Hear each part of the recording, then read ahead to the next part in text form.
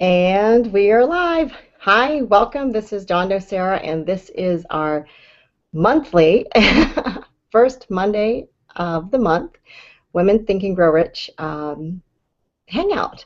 And we're having conversations about what it takes for a woman to become rich. And this week we're talking about the chapter on the six ghosts of fear. So this week we're all into what will stop you from your success. And it's one of the things that I like to point out. I'm going to get back here to my little control room. One of the things that I like to point out when you're starting this uh, reading Think and Grow Rich is you can start from the beginning, but it's kind of makes it easier if you start at the beginning and then include this final chapter, like kind of double read the first chapters and then read this final Think and Grow Rich, the final chapter, Outwitting the Six Ghosts of Fear. That way you'll know what you're going to come across on your way, because some people get so excited about those first steps of success. They get excited about reading about thoughts become things, and they get excited about it, and they're not even aware of what's going to stop them. So this is yeah, so let me show you who I am. It's Dawn Sarah, and if you're joining from the event page on Google Plus, let me know. Let me know where you are viewing from. Just type in underneath, what part of the word you're viewing it from, Christine. Yeah, I think if you click on the video, it'll take you to YouTube, or you can watch it straight from the event page. Should be playing here shortly. So glad you're here. But let me know where you are hanging out from, where you're watching from, where you're viewing from, where you're listening from. We had a hangout last week or this week that I had people from Australia on. I had people from Canada on. I had people. What was the other country? Oh, Italy. That was so exciting. So let me know where you're hanging out from and what you're drinking. Drinking my favorite morning cup of coffee. Maybe not the healthiest, but it is my favorite. Dunkin' Donuts coffee, just the original, and loving it. So let me know what you're drinking, where you're hanging out from. And if you're not familiar with Napoleon Hill's Think and Grow Rich, then I want to kind of give you kind of an overview. So Napoleon Hill wrote this book, Think and Grow Rich, and well, it was published in 1932. And he wrote it before that, and he had several opportunities to rewrite it. And I'll say that he wrote it the first time and it was perfect, but he rewrote it with a different energy because he wanted to make sure that his energy was aligned when he was actually typing the words on the paper, which is great to know for other authors. And if you're doing something, you want to make sure that your energy is really in a very positive and not so fearful state of mind when you're writing. But anyway, so he wrote this book out of a request from Andrew Carnegie years prior, and I can't remember when he actually met him, but Andrew Carnegie asked him if he it would have been 20 years before that, if he would spend 20 years interviewing the world's most successful people. Andrew Carnegie would give him the invitations or the introductions to actually meet these people, and that he wanted Napoleon Hill to interview them to find out what they knew about success and to really give them to give the common person, the everyday person like you and me, the opportunity to grow rich. And that is Think and Grow Rich is the philosophy of success that came out of over 500 interviews of the world's richest people. And in addition to that, thousands of interviews with people who had given up, who had considered themselves failures. And in those conversations and those interviews, he really got into the mind of what would stop somebody from becoming rich. And that's what we're going to talk about this week is, how do you overcome and outwit those fears that you have in business. So welcome everyone. I see Andrea is from Toronto. Colleen is hanging out from Toronto. Welcome Andrea. I actually have you muted because I had to do that on my own. Let me see if I can unmute you so you can mute yourself if you wanted to. Anyone want to say good morning? Good Hello? morning. Good morning. Yeah, thanks for muting me. Thank you. Yes, and good Okay. morning from Toronto. And you're drinking my favorite coffee, Dunkin' Donuts. Isn't it crazy? I just, Love it.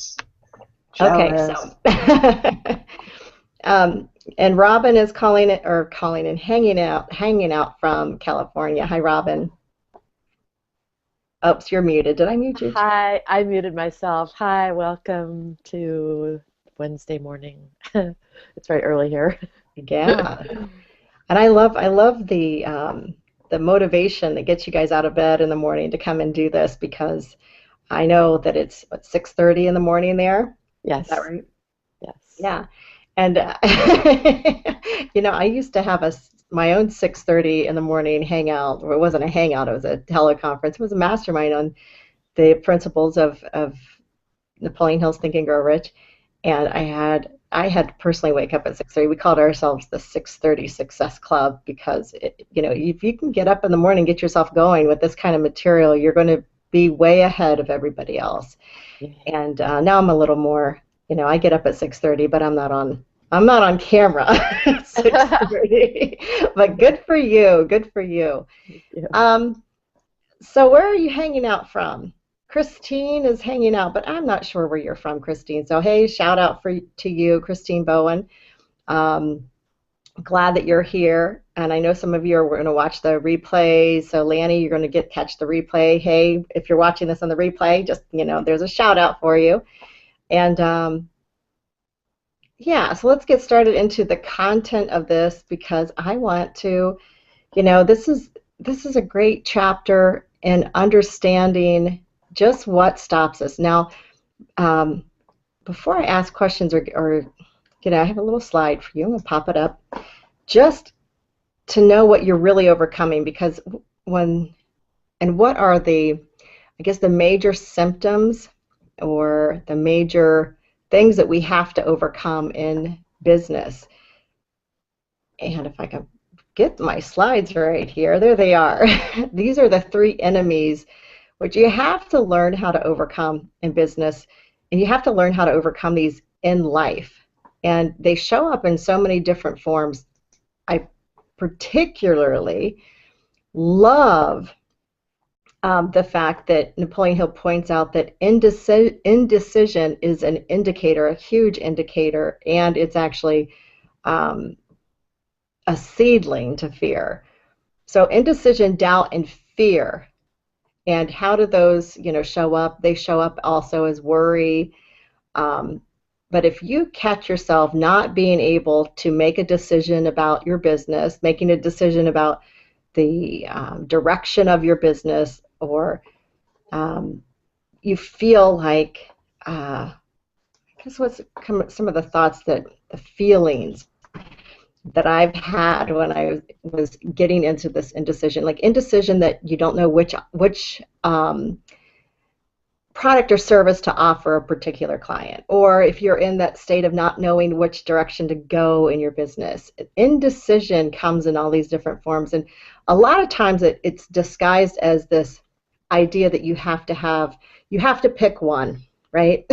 And if you're wrong, like that's the and I like to think of it as, how can I do ands instead of making that decision being do or die type of thing. Like, why can't I do both of them? And that's always been something that really helps me kind of at least loosen the reins of indecision so I can actually get to a higher level of decision making process. And I actually have a whole process that I use for decision making, but we'll get into that a little later. So what are when you're thinking about your business and you're thinking about being an entrepreneur and you're thinking about all the different things that the places in your life that you feel these indecision, you feel doubt, or you feel fear, which will show up as worry. what are some of the areas that you're feeling right now? Because we can get into this right now. What are some of the things that are showing up where you're undecided about and you would like help with, or you just want to see how you can gain clarity in your business about these things? So that's the open invitation for anyone watching, or if you're on the Hangout page, just type it in, and I'll make sure that to answer your questions. But so what's going on right now? Anyone want to raise your hand? Or you have any experience with this in the past? I mean, it might not be going on right now, but do you have any experience with feeling that sense of, I don't know, indecision, worry? I'll raise my hand. Okay. I have I've just done a big circle, starting out as focusing on business owners who I can relate to, because I have been a business owner for many years, dealing with all the things that happen. Can you hear me? I see Andrea can't. All the things that happen when you're a business owner and you didn't become a business owner by going and getting an MBA and then choosing to be, and so I felt like I could help business owners. But then I did a big detour. I sort of got into a big doubt stage. So that indecision was, that seedling to fear. I definitely spent a lot of time in that space. So I can relate to what you're saying, and I think it still wants to be there, that feeling of indecision and doubt, but I'm discovering that it might be there, but it doesn't necessarily have to be true or mean anything. Am I making any sense? Yeah. At 6:30 a.m. Yeah, absolutely. Absolutely, you're making perfect sense. But so what you're saying is, if I can remember and reword it, is that you're feeling it, but it's not stopping you so much anymore. Is that what you're saying? Yes, it's still there, like this little nagging doubt, like it's been given an assignment. I actually see it today like it's been given an assignment to try and stop me, but it's actually to strengthen me, so that I will say, oh, hello, okay, maybe, but what about over here? This stuff is true. It's actually truer. And so it's kind of a little internal dialogue, I guess, that's going on. Yeah, it sounds great. Napoleon Hill put so much time into this chapter. It's pretty thick. And, he wanted to pretty much weed out any of these thoughts or these ideas that'll stop us from, self-sabotaging ourselves. And if you're an entrepreneur, if you're watching this, and here's the thing, when you have a desire, that's the beginning of the Think and Grow Rich thing. The very first thing happens when you actually latch on to a little more clarity. The more clear you get about which direction you're going, the more opportunities that you're going to attract. And so if you have a lot of different ideas of where you're going, so say you have 4 or 5 different ideas of which direction you could go, you're going to attract opportunities for each one of those directions. And now the opportunities, sometimes what happens is, with us inside of our minds, we think, oh gosh, what if I get it wrong? Well, you can't get it wrong. You're given 4 opportunities, and kind of like the universe is saying, just pick. It's really up to you. Like, I'm giving you a smorgasbord of opportunities here.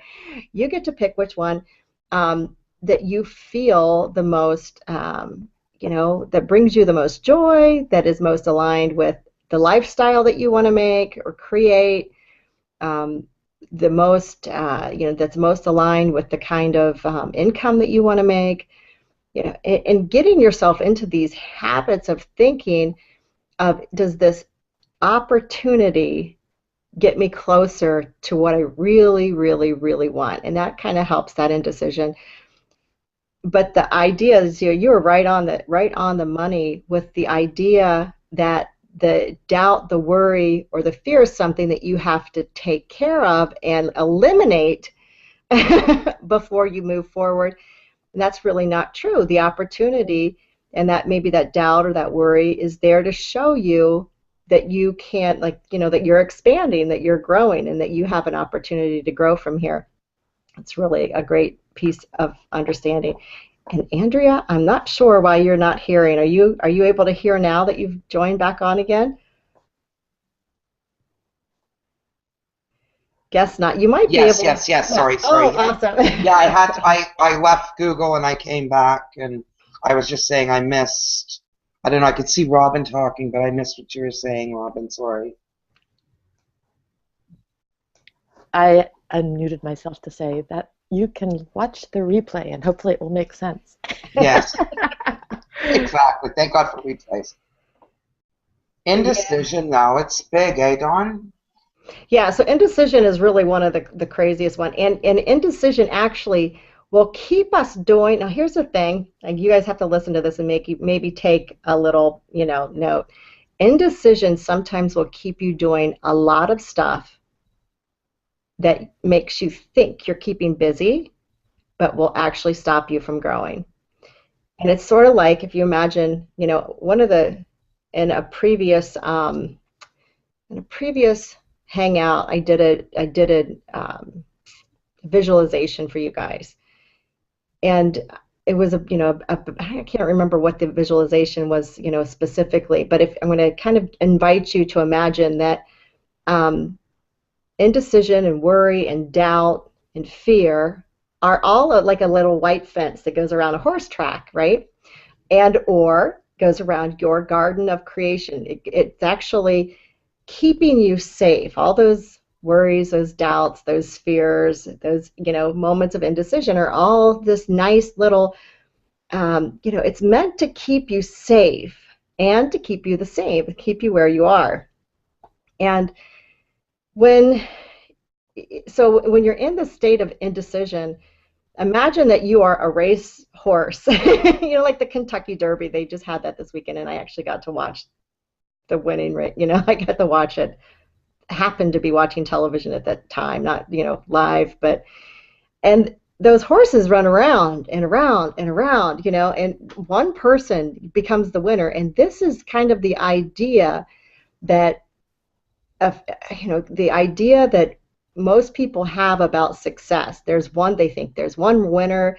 You have to run as fast as you can. You have to keep doing it, going over and over and over and over and over again until you are the sole one only horse crossing that race. Your nose is the one that wins. And in truth, we are meant to expand the race. We're meant to create a different race. We're meant to, and if you're here, and if you're attracted to what I have to say and my understanding of success is, we're here to play a different game, to create a whole different way of having our business.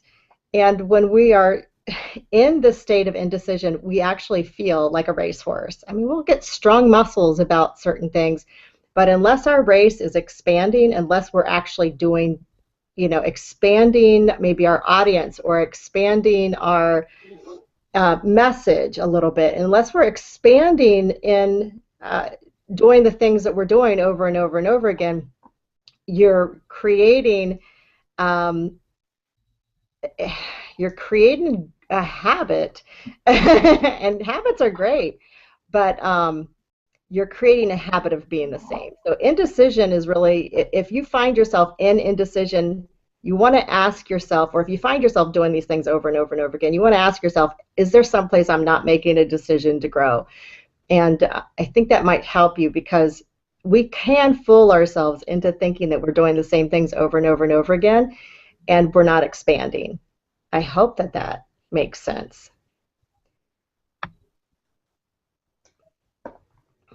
I'm agreeing. I see some head shaking. And I got some people on on here. Christine says in the past, she's definitely felt that fear of rejection, and we're going to go into what some of those fears are and were, because they're so it's so important to know which ones of those fears are present. Carmen says, in her opinion, indecision often stems from the fear of failure. When we can embrace failure as a part of the process, then the grip of indecision loosens. That does not mean that you have to look to fail. You just don't let it stop you. That is just so on the money. So thanks, Carmen, for sharing that. It's definitely a part of that fear of failure, indecision, fear of failure. So, yeah, and Robin says that she can attest to that indecision keeping you busy and stunting your growth at the same time. I mean, it's really funny how we think that, working hard is the answer when it's not always the answer. It's not always the answer. And there's a lot of people that have built their business on, busting their butts and have come to the point where they're just crying. They found themselves at a place where they couldn't keep doing it because it didn't serve their real and true expansion. And you'll find them all over the place. And I've chosen to create my business and my lifestyle based on lifestyle from the very beginning. And I think that that's which keeps it kind of easy. It keeps it kind of in the flow.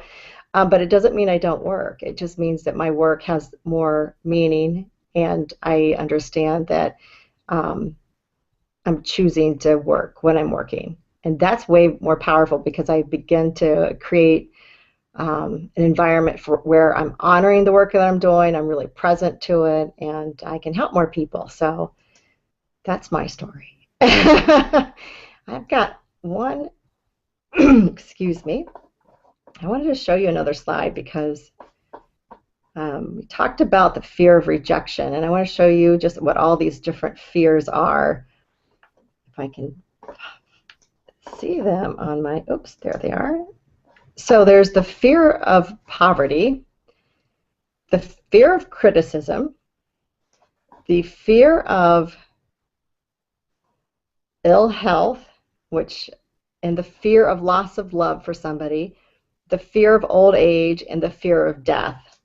These are what people really fear. And we're going to look at these in two different ways. Because I'm always looking at it, how can this help me build my business? How can this not just help me personally, but how can this help me understand my clients? How can this help me understand the people that are my potential clients? And we're going to talk about that. And I hope if you're not on the inside, you can pop on the inside if you get that link. And because we're going to really look at some of the things. This is this can show you where people's pain points are, and it really helps out with marketing and knowing who your client is, and then also knowing, what's your biggest points of pain. So the fear of poverty is like the biggest one. Napoleon Hill talked about that in his book, Think and Grow Rich. In this chapter, he talked about fear of poverty being probably, one of the most sickening, fears, because it makes people act irrationally about everything that has to do with money, and money touches every aspect of our lives. If we don't think it does, and we're fooling ourselves. There's a very few hermits in the world who choose to live a secluded life, but they're choosing it based on their own ideas about money, whether or not they want to participate in it. So even that choice is based off of, some idea of what money is. Awesome, Christine. Thanks to have you here. She's jumping off, so it was awesome to have you stop by. So thank you, and hope to see you back next month, first Wednesday of the month. Fear of criticism. This one will stop a lot of people. This one's been one of my biggest fears for a long time. I'm just telling you what it is. Fear of criticism. fear of having people not just criticize, but there's, like the ego thinks that sometimes, like, well, if you've been around for so long, you should be more successful, or what people look at, how people look at you should look different.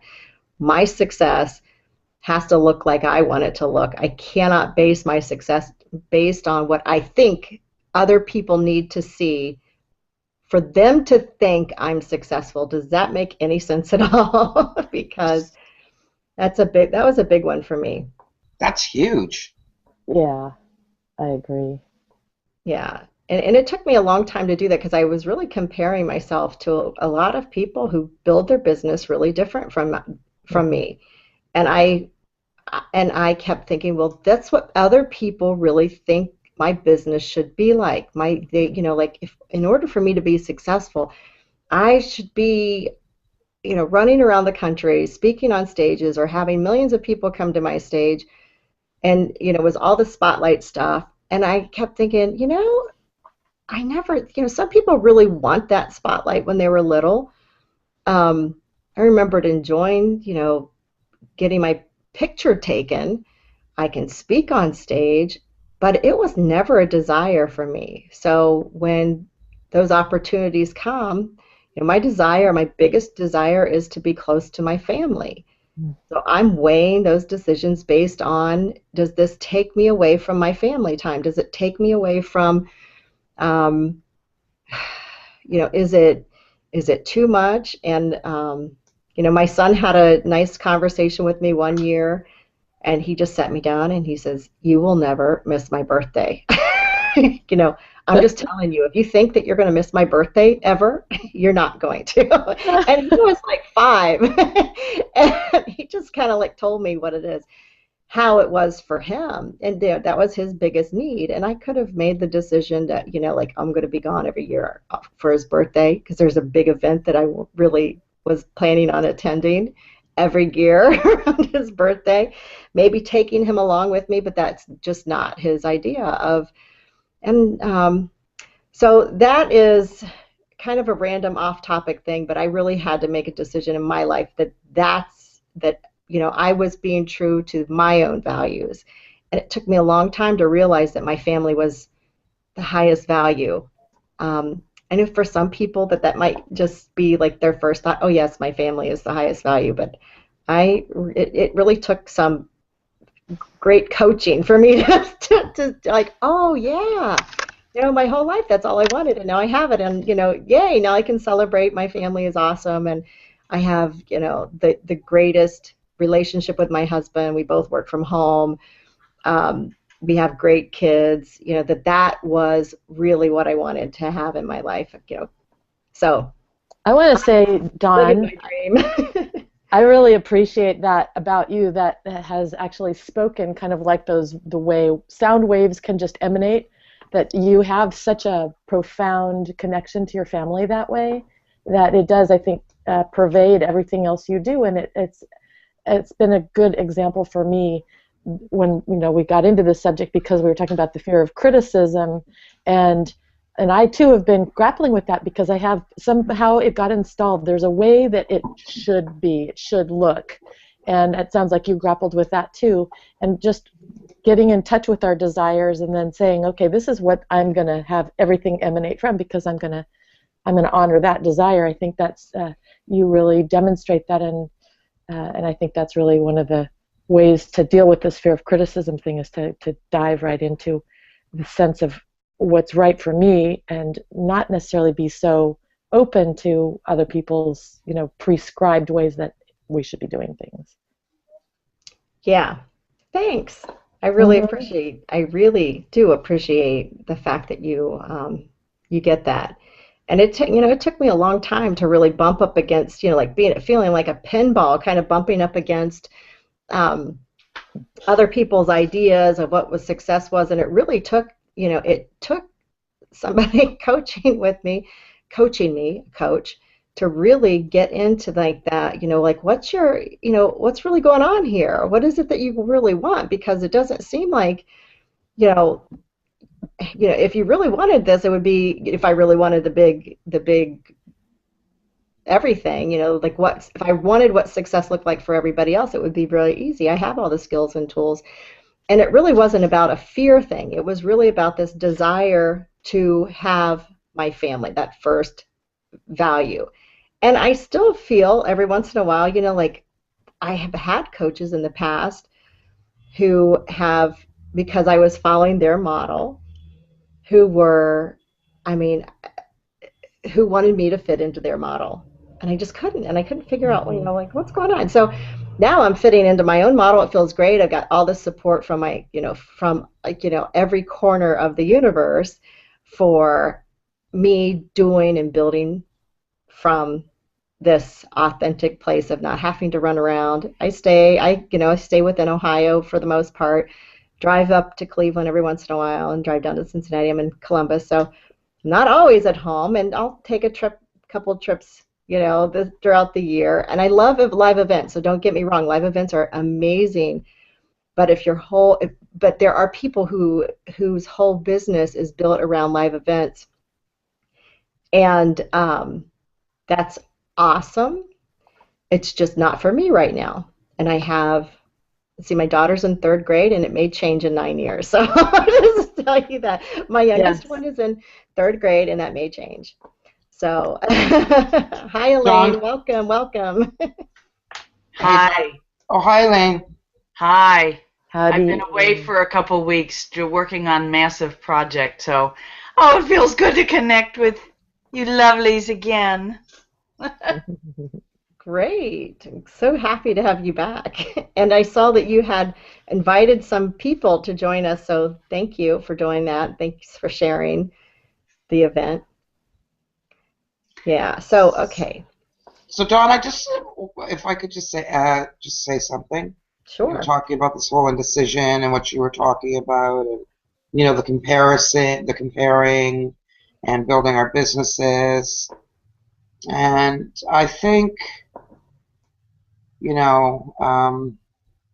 for entrepreneurs today, like right now, presently, at this moment in time, it's really different than it really has ever been before in how we can build a business, in the structure of our business. 3-4 years ago, when you wanted to be a speaker, you thought, I have to do live events and I have to speak from the stage because that's the way it was. That was the model of business before. But today, now, we've got Hangouts. People are using Skype. So I'm only going to speak for myself, but and age is not a thing. So when I say this, I'm not really meaning about age, but the time in which I was born on, I came on this planet, and the generation of my parents, and all of those things. Some of this mindset is of that generational thinking that I know I need to dump out of my head. Because if I think of ones that came before me, they were building their business on a model that is really old and outdated today in terms of business. Monday, who did we have on that Hangout? We were with Italy, we were with Australia. Dawn, was that not just like the most awesome thing? And it didn't have to be in a live room, but yet it was in a live room in everybody's own home. So I know I've done too much comparing for myself over the years, and I can see where that was just a fear and why I was comparing. So that's all I want to say, and thanks for letting me share. Did we lose Dawn? Yes, you lost me. I muted myself. And I was saying thank you. Thank you so much. I have, well, I know that Crystal is muted as well, and she may or may not be able to chime on because she's listening.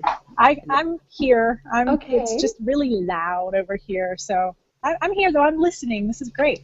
Okay, and awesome. I will kind of jump in and say there was a time in my life when I love how both of the slides you've shown, Dawn, they really seem to be in order. Like the last one, I'll remember what it was, but this one, fear of poverty at the top, it's like that is the big kicker. If you have that one, that gets in the way of everything else. Yeah. So it's really cool. He's really a brilliant man.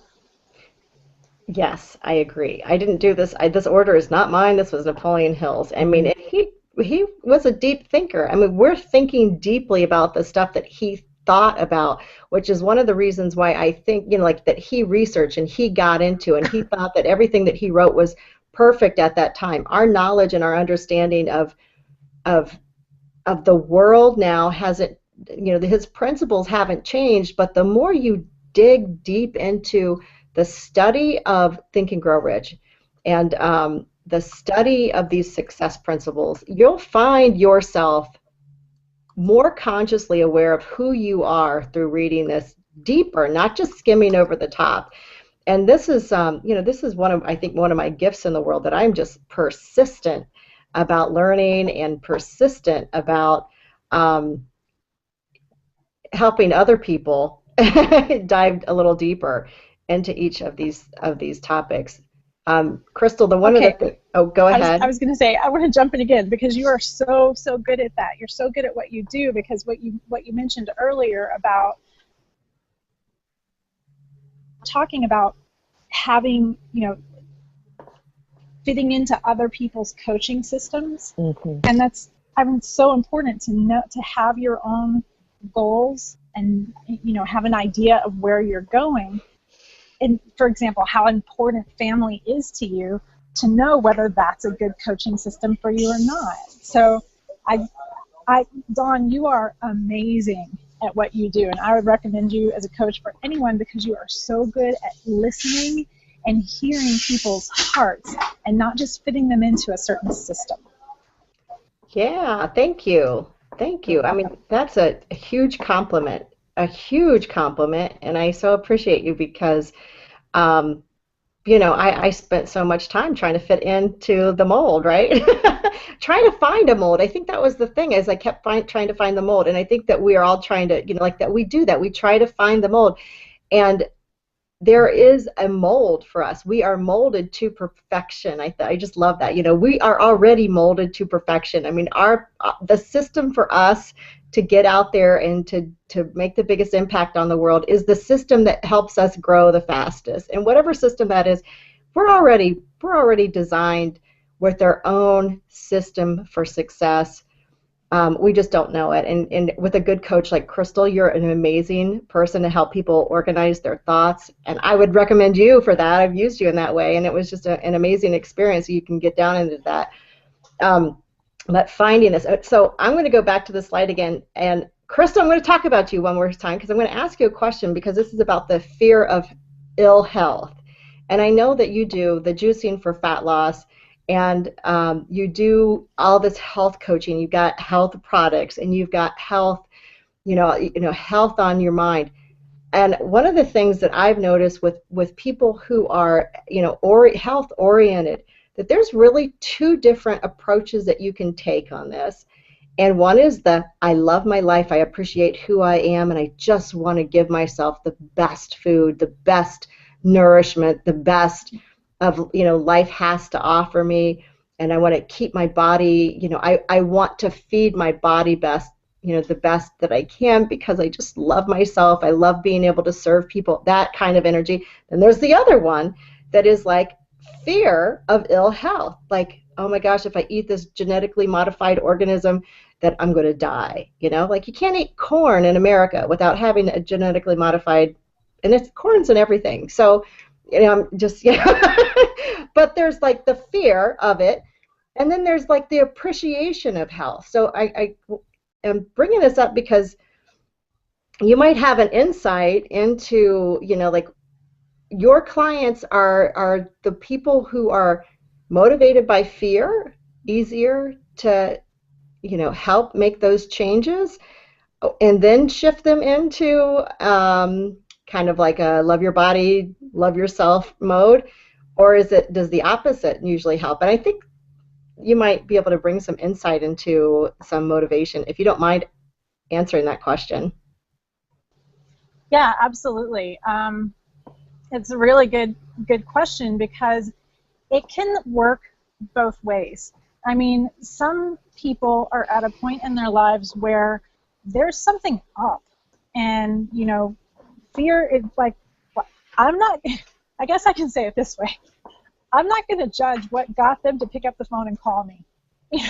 Right. If it was fear, if it was most people, there are some people who will call me, if, oh, I'm feeling really good and I'd love to feel better. Crystal has that hooked up, I'll call her, And then there are some people who are, okay, I really need some help. I'm calling Crystal. Usually then those people do best with Artemis because they've kind of waited until a point that's like, I really need help. I really need help. Either way, though, Dawn, I will say, I'll tie this into the corn conversation you were just having. There are multiple ways to look at things, and there's so much information available in the world. You can go online, especially when it comes to health, and do a search and find truthful and relevant articles that say, position A is the only right thing. And then you can find truthful and relevant articles that say position B is the only right thing. And they directly oppose each other. And they're both accurate, It's just our bodies are so different. You just have to know. It's like having goals we were talking about earlier. You have to know where you're going and where you're starting and take steps to get there. Is it easier to work with? It's easier to work with people who are willing to have a positive attitude. It's easier to work with people who are willing to say, yep, most everything that's packaged on the market has GMO corn in it, because most of the corn on our, in our country anyway, has GMO corn. So I'm not going to eat packaged foods. I'm going to eat other stuff. Oh, and by the way, when corn's in season, which is in the summer, because I'm starting to know my seasons with food again, I can go to the market and get organic corn on the cob and enjoy corn, like real corn, the way it's supposed to be enjoyed. So it's much easier to work with people who are willing to see things that way. But you know what? Fortunately, it's a contagious position, meaning I'm so, optimistic and confident in my positions about health and wellness and how this can really be easy. It just rubs off on people. So I don't have to try to get them to think a certain way. Usually if I just share a couple of insights, like, oh, I didn't even think about thinking about it that way. That was funny. Think about thinking about it. Anyway, there you go. Does that help, Dawn? Yeah, that was great. Thanks. Thank you. Thank you, Crystal. So one of the reasons I asked you this question is because I promised at the beginning that I would tie it into how we market our businesses and tie it into how can we help other people, how does it better help us understand our clients? And so these are the 6 major fears, right? These are the 6 major fears in life.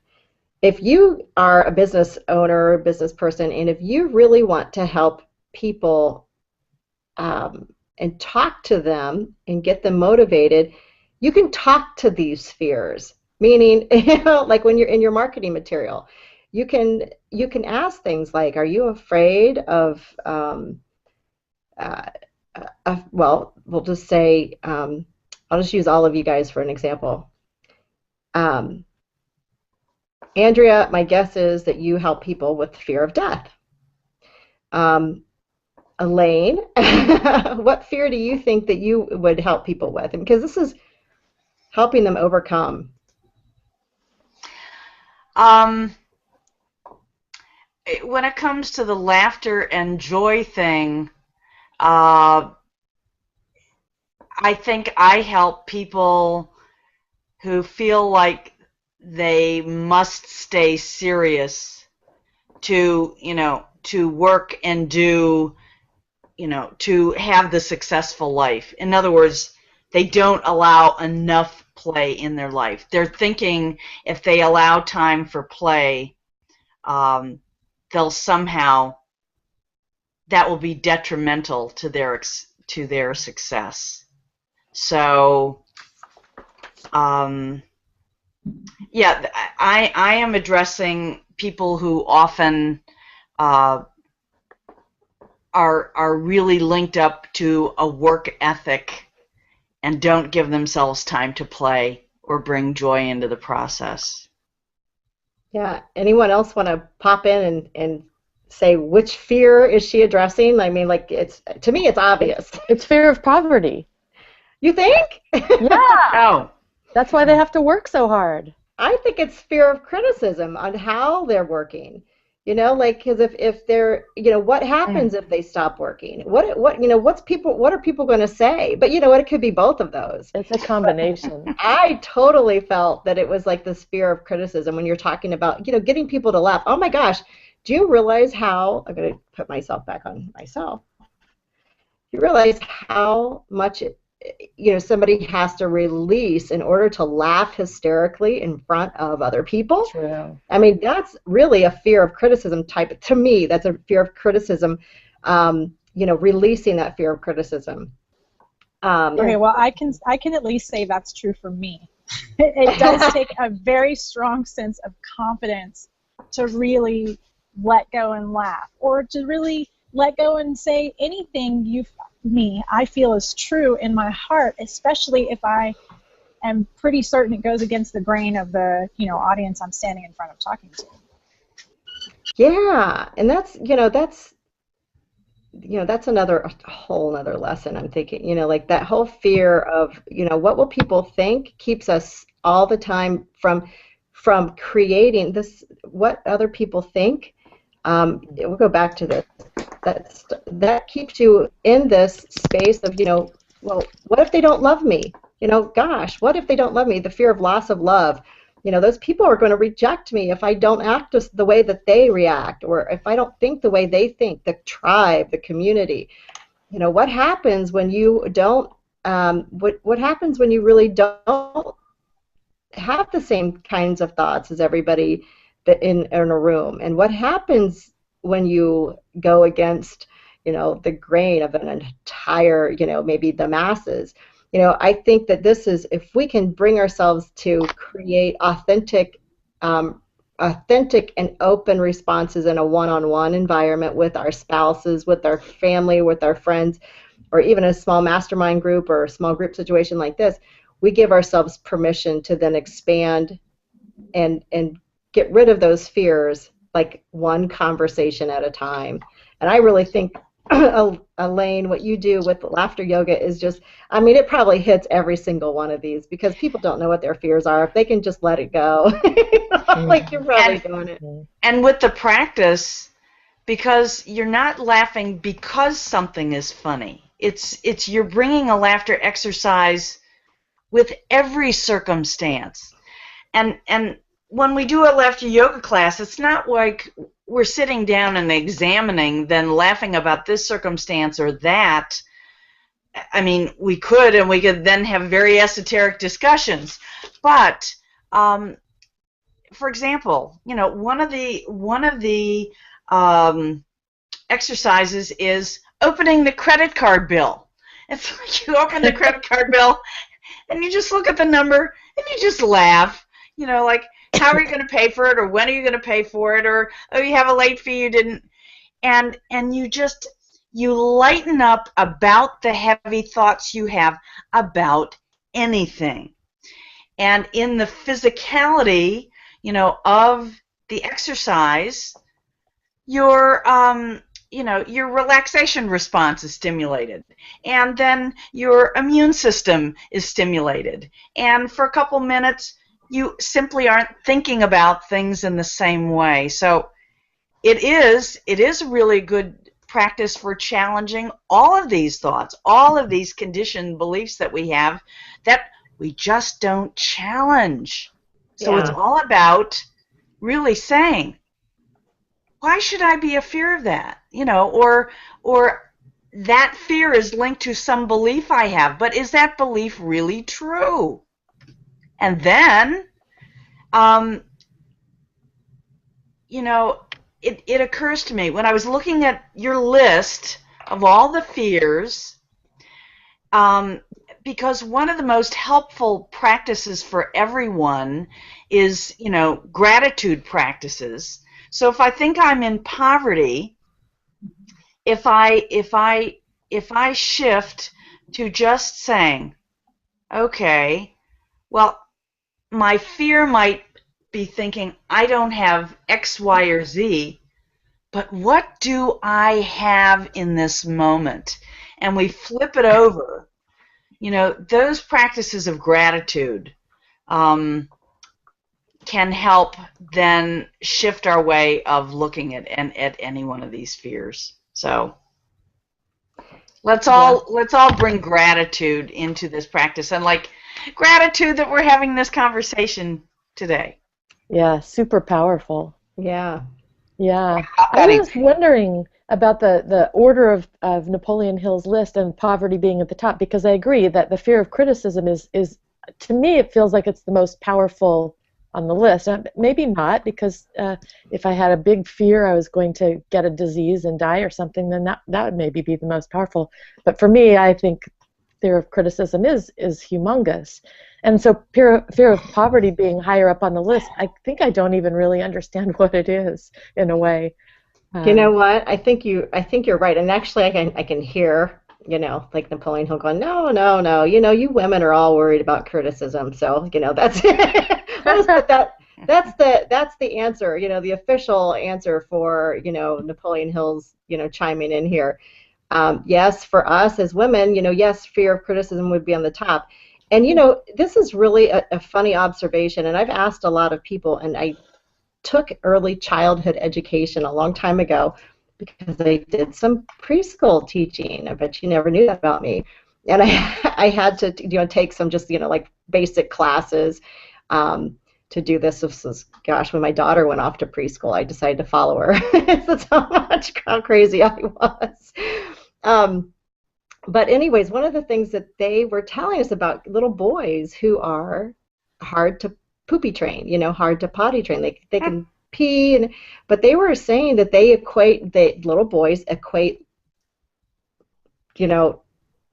pooping to death at that young age, and they're so afraid of that. They can be. This was what these psychiatrists and psychologists had discovered from years of studying potty training issues in little boys. And I thought that was so fascinating. And then when I started asking, some of the men that I know, some of the men in my life, and they really do have these last two, fear of old age and fear of death. I don't know that I have those as a woman, and I don't know that those two are tops of my list. Like if I certainly want to live as long as I can to be with my children, but life is life to me. I mean, like you give birth to something, you realize that life is very delicate. And so I don't know that for me that those fear of old age or fear of death are on my radar. And it could be that I haven't hit an age mark that has me thinking in that way yet. And I'm not sure. But it seems to me that at even a younger age for the men in my life and the men that I've talked to, that they do have those fear of old age, fear of death, at a much earlier or a much more pronounced way. That's just from observation, and I have no proof of that, other than the preschool potty training of little boys. Go look that up. So yeah, fear of criticism is right there at the top for women. And like, what will they think? What will they think if I get it wrong? What will they think? Or what will I think? To me, that's been the worst for me. What will I think if I change and I don't do this thing that I've been wanting to do what will they think if I give up on this? Which kept me, in a state of keeping projects or keeping an idea much longer than, a bad idea, keeping a bad idea a long time. And, what will they think if I give up? You know what? Who cares? If it's not the right thing, it's not the right thing. You just move on. Find the right thing. And that's anyway. So guys aren't as much worried about criticism in that way as we are. Hey, Dawn. Yeah. So the last couple weeks, I was working on creating a couple of different hangouts for World Laughter Day. And when I first told my husband that this was actually going to happen because through synchronicities, I connected with the founder of Laughter Yoga, and he said, "Oh, we were just learning about Hangouts, and now you're showing up and you can do them, so go for it." So I told my husband about all of this, and of course, he still doesn't understand half the things I do, but Right. I have come over the years because I decided there were so many things valuable about our marriage, as different as we are as humans and in belief systems, that the core of things that we have in common are important enough to continue to make this marriage and relationship work. But when it comes to things I'm doing that he doesn't grok, when he sees me not being subject to his criticism, I basically make that decision. This is important to me. You don't have to like it. You don't have to understand it. You don't have to participate in it. And as I'm in my own joyful resonance about it, then guess what? Every day that went on as I was preparing for this gargantuan project, I found he was giving me all the space that I needed. He was helping out in ways. He was making dinners. He was, not coming out if I was up late after midnight doing something and like giving me the cold stare as if you're still up. He even dissolved all of that.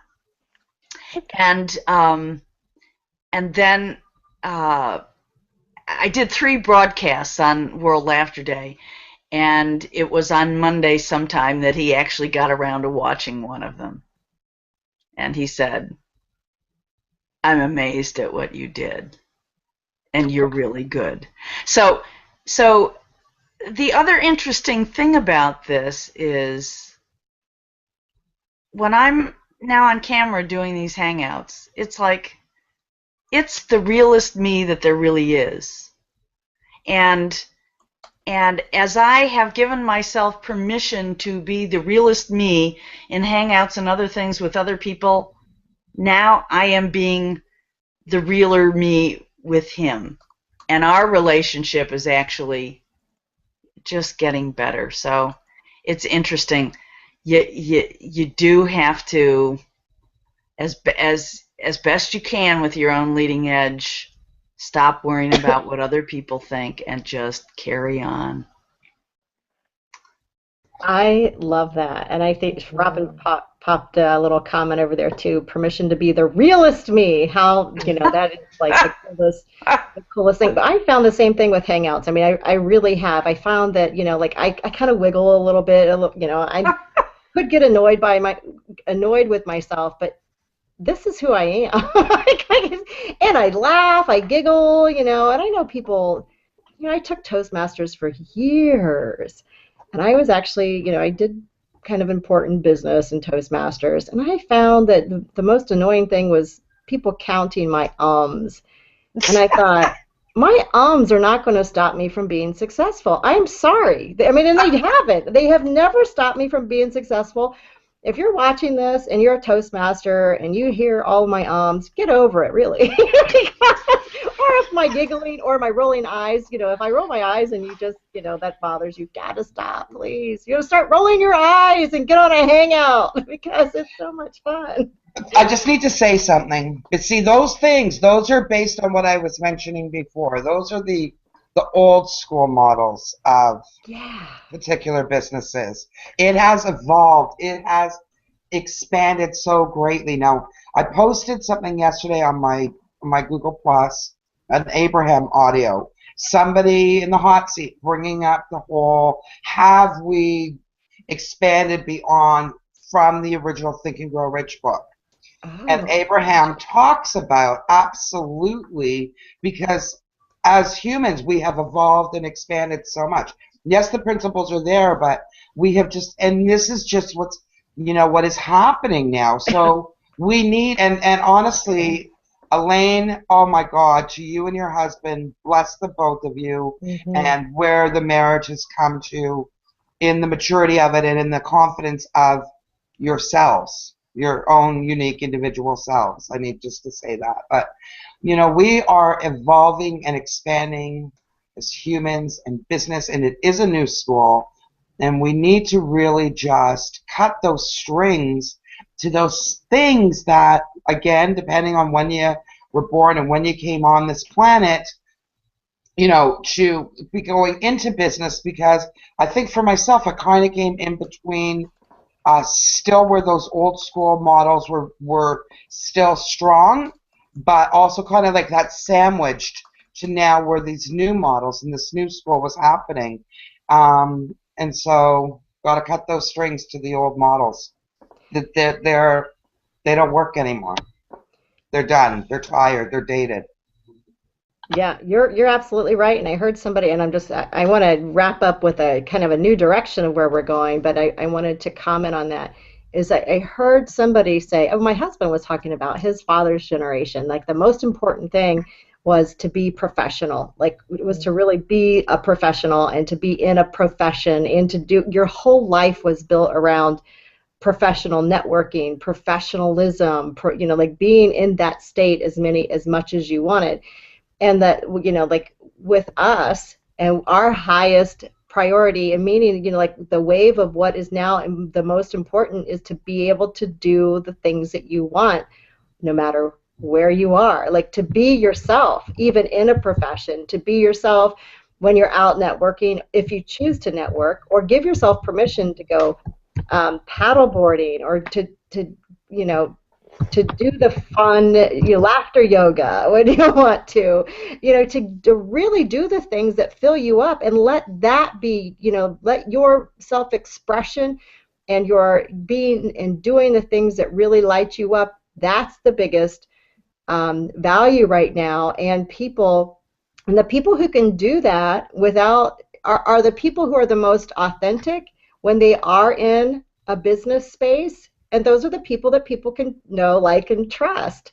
So it's, we almost don't trust that old school model anymore, because there's something about it that says, oh, you have to be packaged in order for me, like what's underneath the package? Like, we're curious, like what's underneath all that? Like I don't trust you because I don't know what's behind the tie. I don't know what's behind the jacket. Who are you other than, this two-dimensional image. Who are you other image. than the image, right? Yeah. So anyways, I wanted to invite everybody to join us next week.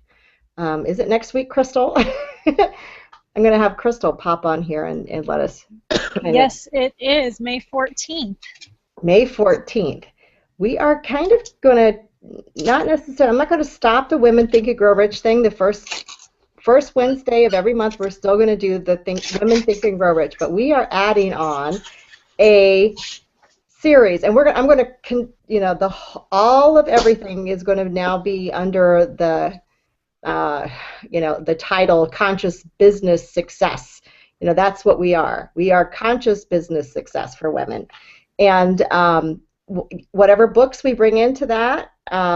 Studies are going to be, we will let you know. If you're on our email list, I'll let you know. If you are on the Google Plus, we'll let you know. But Crystal's going to tell us about next week, and because she's going to do something very special, and we're going to get started on a new series the second week of the month. So, Crystal?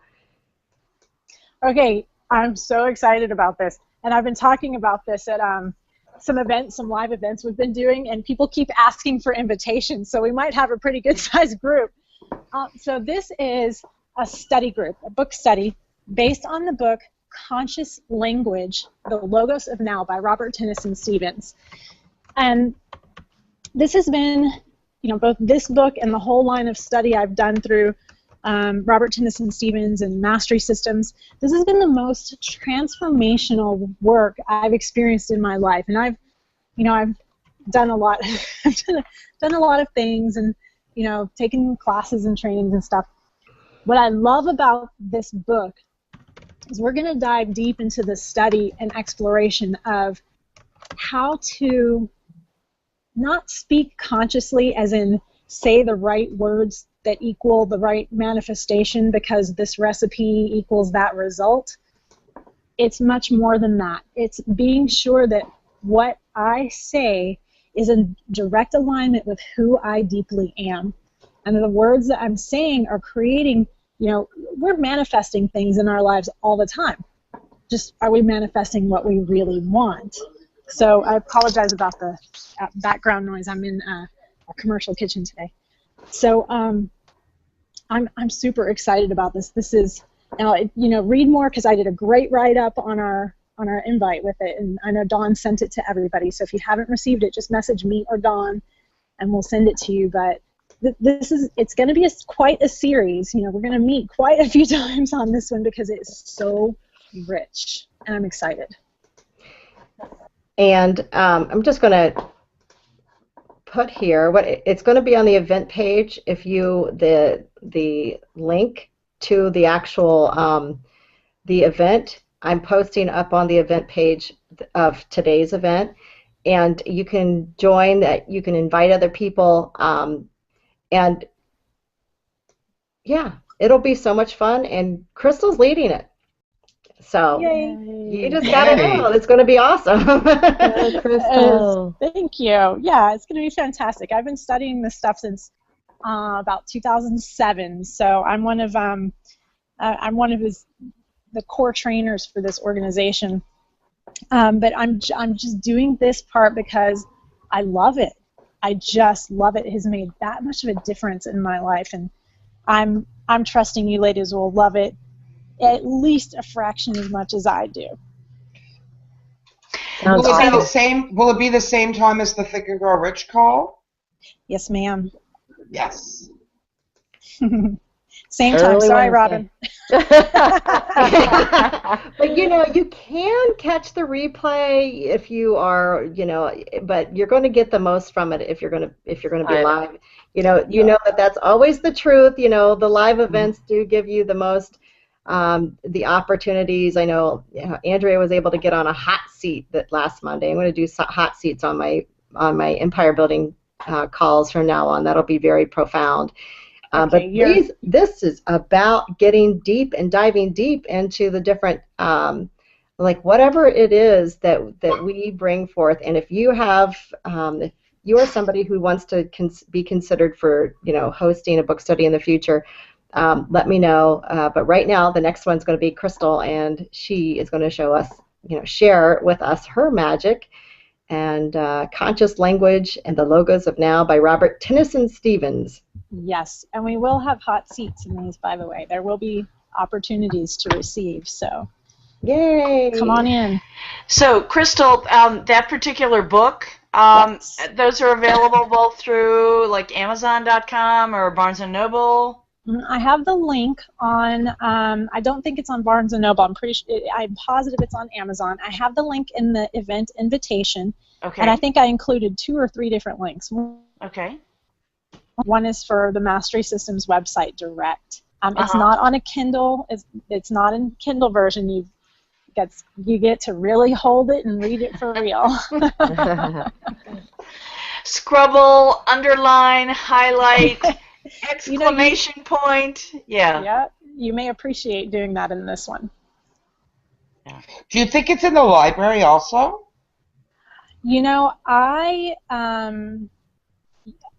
I definitely encourage you to look, and I will be surprised if it is.